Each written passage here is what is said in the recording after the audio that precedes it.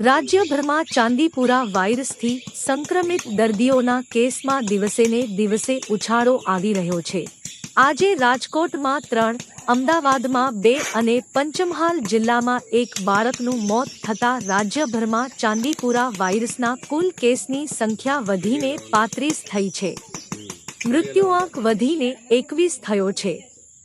રાજ્યના અમુક જિલ્લામાં શંકાસ્પદ વાયરલ એન્કેફેલાઇટિસ ચાંદીપુરા ના કેસો નોંધાયેલ છે, જે સેન્ડફ્લાયના કરડવાથી 14 વર્ષથી નાના બાળકોમાં વધારે જાયવા મળે છે।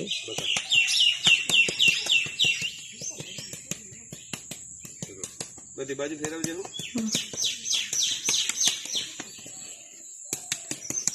સરસ સરસ।